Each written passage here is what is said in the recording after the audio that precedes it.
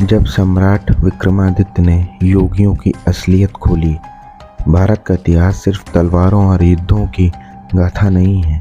ये बुद्धि, धर्म और आत्मबल की कहानियों से भी भरा पड़ा है।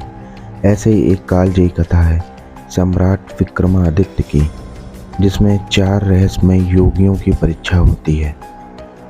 उज्जैन का दरबार सजा हुआ था, तभी वहाँ आते हैं 4 रहस्यमय योगी। लंबी जटाएं, सफ़ेद वस्त्र, चमकती आंखें और चेहरे पर आत्मविश्वास। योगी विक्रम से कहते हैं, राजन, हम सिद्ध योगी हैं। वर्षों की तपस्या से हमने दिव्य शक्तियाँ प्राप्त की हैं। हम चाहते हैं कि आप हमारी परीक्षा लें और यदि हम सफल हों तो हमें योगदान दें।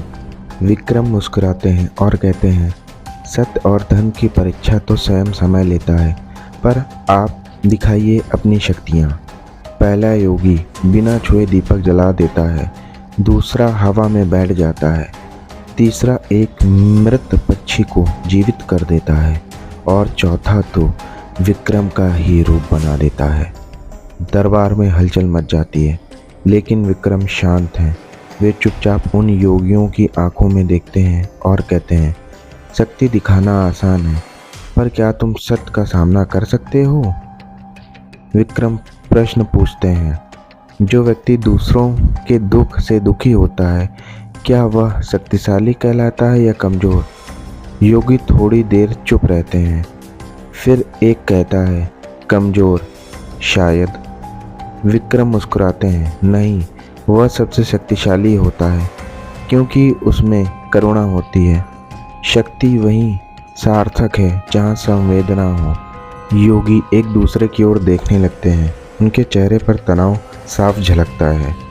उसी समय सभा में बैठा एक वृद्ध ऋषि खड़ा होता है। वह कहता है, राजन, आपने इन नकली योगियों की पहचान कर ली। ये तांत्रिक हैं जो लोगों को भ्रमित कर रहे थे। आपने धर्म की रक्षा की है।